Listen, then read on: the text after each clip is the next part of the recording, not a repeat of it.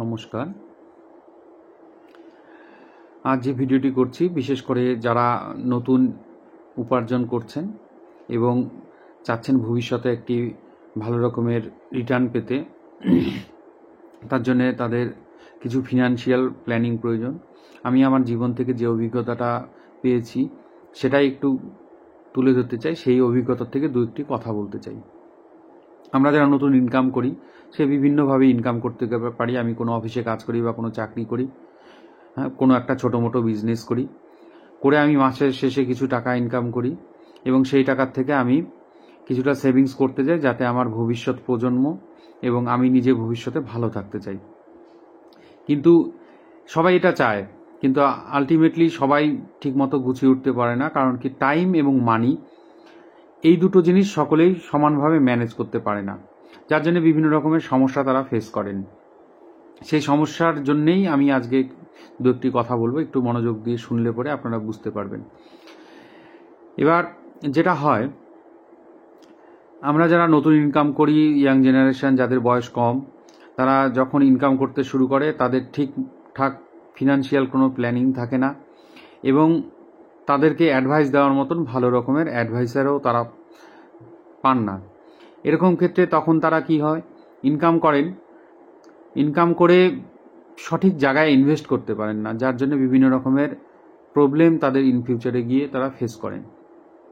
এবার এক ব্যক্তি বিভিন্ন রকমভাবে ইনকাম করতে পারেন, কয়েকটি সোর্স থেকে ইনকাম করতে পারেন। কেউ একটা জব করেন, তার সাথে একটা সাইডে বিজনেস করেন, তার হয়তো আরও দুটো তিনটে সোর্স অফ ইনকাম থাকে। এবার সোর্স ইনকাম হাজারও থাকতে পারে, কিন্তু যদি সঠিক ম্যানেজমেন্ট না করে থাকেন তিনি, তাহলে আলটিমেটলি তিনি কিন্তু লুজার।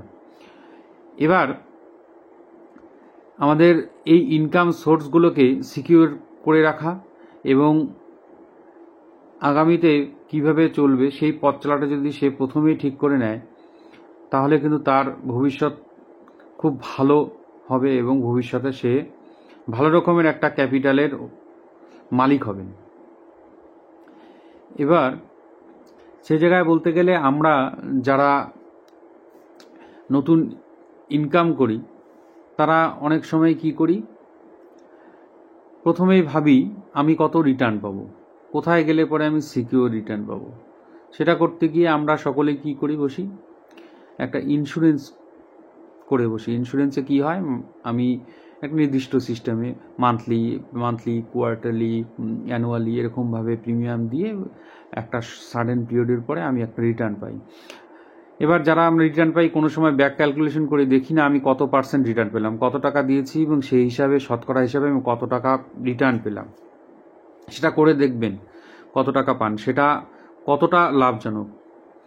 এবার ইন্স্যুরেন্সের কথা যখন উঠলো, আরও কয়েকটি কথা বলি। একটা মানুষ ইন্স্যুরেন্স করেন কারণ কি, তার কোনো একটি ক্রাইসিস পিরিয়ডে যদি হঠাৎ করে চলে আসে, হঠাৎ করে সে ডিসেবল হয়ে গেলেন, বা ফ্যামিলির যে মেম্বার আছেন ইনকাম করছেন তার হঠাৎ করে ডেথ হয়ে গেল, তখন সেই ফ্যামিলিটা কিছু টাকা পান, টাকা পেয়ে সে একটু ভালোভাবে চলতে পারেন।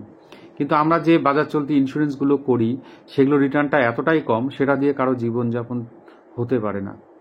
5 লাখ 10 লাখ এই টাকা দিয়ে কারো জীবন চলে, কোনো ফ্যামিলির একটি জীবন চলে যেতে পারে না। কারণ আপনি আপনার মাসে মনে করুন 50,000 টাকা ইনকাম করেন, আপনি আপনার ফ্যামিলিকে সেই 50,000 টাকা স্ট্যান্ডার্ডে পরিচালিত করেন।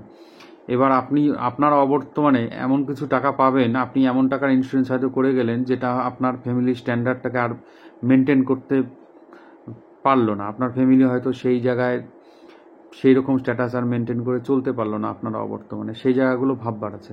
সেই জায়গাতে আমি বলবো প্রত্যেকটি ব্যক্তি যারা ইনকাম করেন তাদের অবশ্যই একটা করে টার্ম ইন্স্যুরেন্স করা উচিত। টার্ম ইন্স্যুরেন্সের কভারেজটা হিউজ হয় এবং প্রিমিয়ামটা খুব কম হয়, কিন্তু এর আমরা যেমন অন্য সাধারণ পলিসিতে ম্যাচুরিটিতে একটা টাকা পাই, এখানে সেরকম কোনো টাকা পাওয়া যায় না। একমাত্র এখানে ইনস্যুরেড মেম্বারের ডেথ হলে পরে ফ্যামিলি সেই টাকাটা পান। এবং এরকম কিছু পলিসি আছে যেখানে ইনকাম যে করছেন সেই মেম্বার যদি পুরোপুরি ডিসেবল হয়ে যায় তখন কিছু টাকা পয়সা পাওয়া যায়, যেটা দিয়ে খুব সুন্দরভাবে সেই ফ্যামিলিটা চলতে পারবে আশা রাখি। সেই জন্য টার্ম ইন্স্যুরেন্সটা খুব ইম্পর্টেন্ট। টার্ম ইন্স্যুরেন্স একজন যে নতুন ইনকাম করে তার করা উচিত। এবং তার সাথে সাথে হেলথ ইন্স্যুরেন্সও করা উচিত, যেটাকে আমরা বলি মেডিক্লেম। এতে কি হয়, হেলথ ইন্স্যুরেন্স করা থাকলে যে কোনো ক্রাইসিসে হঠাৎ করে কেউ অসুস্থ হয়ে গেলো, পরিবারের কেউ অসুস্থ হলো বা আপনি নিজে অসুস্থ হলেন, তখন একটা কভারেজ পাওয়া যায়। ভালো জায়গায় আপনি একটি ট্রিটমেন্ট করলেন কোনো একটি নির্দিষ্ট হসপিটালে, আপনার হয়তো বিলটা হলো 2 লক্ষ টাকা, আপনি পে করলেন 20,000 টাকা, বাদ বাকিটা আপনার ওই ইন্স্যুরেন্স কোম্পানি পে করে দেবে। সেই জায়গায় গিয়ে আপনি একটি সাপোর্ট পেলেন। অর্থনৈতিক সাপোর্টটা তখন খুব প্রয়োজন যখন কারো শরীর খারাপ হয়, অসুস্থ হন, হসপিটালাইজড হন। সেজন্য একটি মেডিক্লেম বা হেলথ ইন্স্যুরেন্স অবশ্যই একজনের জীবনে খুব দরকার।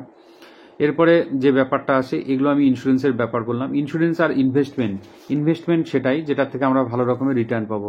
আর ইন্স্যুরেন্স হচ্ছে আপনার আগামীতে আপনার দুর্ঘটনাকে কোনো একটি দুর্ঘটনা আপনার জীবনে ঘটে গেল, সেটাকে ওভারকাম করার জন্য ইন্স্যুরেন্সের গুরুত্বটা থাকে। তবে সেটা আমি যেটা বললাম, আমার মনে হয় এটা আমার নিজস্ব নিজস্ব মতামত, হেলথ ইন্স্যুরেন্স এবং টার্ম ইন্স্যুরেন্স এটাই হলো কোনো ব্যক্তির ক্ষেত্রে একদম উপযুক্ত।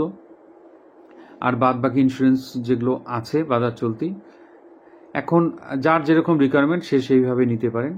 এটা আমার একান্ত ব্যক্তিগত ভিউ। এই দুটো ইন্স্যুরেন্স খুব গুরুত্বপূর্ণ, টার্ম এবং হেলথ ইন্স্যুরেন্স। এরপরে যেটা আসি ইনভেস্টমেন্টের কথা, ইনভেস্টমেন্ট আমি যেখান থেকে রিটার্ন ভালো অ্যামাউন্ট পাবো সেই সকল ইনভেস্টমেন্টটাই করব আমি। নানান রকমভাবে আমরা ইনভেস্টমেন্ট করে থাকি, ইনভেস্টমেন্ট প্ল্যানিং বিভিন্ন রকমের হয়। যে যেটাতে স্বাচ্ছন্দ্য বোধ করেন এবং যার যেরকম রিটার্ন পাওয়ার ইচ্ছে সে সেই রকমভাবেই ইনভেস্টমেন্টটা করেন। এবার ইনভেস্টমেন্ট 2-3 রকমের হয়। কীরকম ব্যাপারগুলো, প্রথমে যেটা হয় একটি risky investment, medium risk, high risk, low risk, no risk, এই ধরনের বিভিন্ন রকমের ইনভেস্টমেন্ট আপনি করতে পারেন। যেমন কেউ ফিক্সড ডিপোজিট পছন্দ করেন, পিপিএফ পছন্দ করেন, এনপিএস, বিভিন্ন ধরনের, কেউ আরডি করেন, কেউ এনএসসি করেন, কেউ ডিফারেন্ট বন্ড কেনেন, কেউ স্টক মার্কেটে ইনভেস্ট করেন। এবার স্টক মার্কেটের বিভিন্ন রকমের ইনভেস্টমেন্ট আছে, কেউ মিউচুয়াল ফান্ড করেন, কেউ ইকুইটিতে করেন, কেউ ফিউচার অপশন করেন, কেউ ইটিএফে কাজ করেন, বিভিন্ন রকম ইনভেস্টমেন্ট করে থাকেন। এগুলোর মধ্যে আমি যেগুলো বললাম এর মধ্যে সব কিছুই কভার হলো, risky, high risky, no risk, low risk, বিভিন্ন রকম। এবার যাই হোক, এবার যে যার রিস্ক অ্যাপেটাইট যেরকম, যে যতটা রিস্ক নিতে পারবে সেইভাবে সে ক্যালকুলেশন করে বিভিন্ন জায়গায় ইনভেস্টমেন্টগুলো করবে। তবে যেটা বিষয়, আমরা যদি এখন বর্তমানে যারা পিপিএফকে অনেকেই সিকিউর মনে করেন, পিপিএফের ক্ষেত্রে যেটা বলি বা ফিক্সড ডিপোজিটের ক্ষেত্রে, আপনি আজকে যদি 100 টাকা রাখেন, 1 বছর পরে সেই টাকাটা হয়ে যাবে 107 টাকা 25 পয়সা বা 106 টাকা 60 টাকা, ফিক্সড বা পিপিএফ দুটো ক্ষেত্রেই বললাম আমি ব্যাপারটা। এবার সেই রিটার্নটা পাচ্ছেন, আজকে যে জিনিসটার দাম 100 টাকা, আপনি 1 বছর পরে সেই জিনিসটার দাম গিয়ে দাঁড়াবে হয়তো 110 টাকা। কিন্তু আপনি 100 টাকা যদি আজকে জমিয়ে রাখেন, সেই টাকাটা হয়ে যাবে 107 টাকা। অলরেডি আপনি কিন্তু 3 টাকা লসে আছেন। এবার ভাবুন আপনার কাছে কোনটা ইনভেস্টমেন্টটা কতটা লাভজনক। কারণ কি, বর্তমান যে মুদ্রাস্ফীতি বা ইনফ্লেশন যে রেটে চলছে, সেই হিসাবে টাকার মূল্য দিনে দিনে কমে যাচ্ছে। সেই জিনিসটা মাথায় রেখে ইনভেস্টমেন্ট প্ল্যান এবং টাইমটাকে যদি আপনি ম্যানেজ করতে পারেন আপনার জীবনে, তাহলে দেখবেন আপনি ভবিষ্যতে ভালো রকমের একটা রিটার্ন পাবেন এবং প্রচুর পরিমাণে ক্যাপিটাল আপনি পড়তে পারবেন। সেই জায়গায় দাঁড়িয়ে আমি বলবো, যারা একটু সারাদিনে সময় পান 15 থেকে 20 মিনিট, হ্যাঁ, তারা ইটিএফ দেখতে পারেন। যারা একদমই সময় পান না তারা মিউচুয়াল ফান্ড দেখতে পারেন। যারা অনেক সময় পান, স্টাডি করার সময় পাবেন, তারা স্টক মার্কেট বা স্টক নিয়ে বিভিন্ন স্টক স্পেসিফিক স্টাডি করতে পারেন। এই হলো বিভিন্ন ধরনের ইনভেস্টমেন্টের ধরন। এখন বর্তমান যা পরিস্থিতি, ভারতবর্ষের ইকোনমিতে পরিস্থিতি যা গ্রোয়িং ইকোনমি, এখানে স্টক মার্কেটের একটা গুরুত্ব রয়েছে। একটু যদি সময় বের করে আপনারা পড়াশুনো করে স্টক মার্কেটে ইনভেস্ট করতে পারেন, তাহলে আমি মনে করি আগামীতে লাভবান হবেন। তবে এটাও ঠিক, স্টক মার্কেট একটি রিস্কি জায়গা। একটা মানুষ যেমন বিভিন্ন সোর্স থেকে ইনকাম করে, সেই তার ইনভেস্টমেন্টগুলোকেও সে ব্যালেন্স করে যদি করেন, তাহলে রিস্ক অনেকটাই কমে যায়। মানে আমি বলতে চাচ্ছি, high risk, low risk, medium risk, এরকমভাবে ইনভেস্ট করেন। পুরোপুরি আপনি যা ইনকাম করেন সেই টাকাটা পুরোপুরি স্টক মার্কেটে না করে কিছু টাকা আপনি স্টক মার্কেটে ইনভেস্ট করলেন, কিছু টাকা আপনি রিয়েল এস্টেট কিনতে পারেন, কিছু টাকার গোল্ড কিনলেন। এরকমভাবে আপনি আপনার রিস্ক নেওয়ার ক্ষমতা অনুসারে আপনি আপনার সেভিংস করার ক্যাপিটালটাকে ভাগ করে নিতে পারেন। সেই হিসাবে যদি আপনি করেন, দেখবেন আপনার অনেক রিস্ক কমে গেছে এবং আপনি ভবিষ্যতে অনেক বড় একটা ক্যাপিটালের মালিক হয়ে যাবেন। তো বন্ধুরা, আজকে এইটুকুই। আগামী ভিডিওতে আমি নতুন কিছু টপিক নিয়ে আসব। ধন্যবাদ। চ্যানেলটিকে সাবস্ক্রাইব করবেন, লাইক, শেয়ার, কমেন্ট করবেন।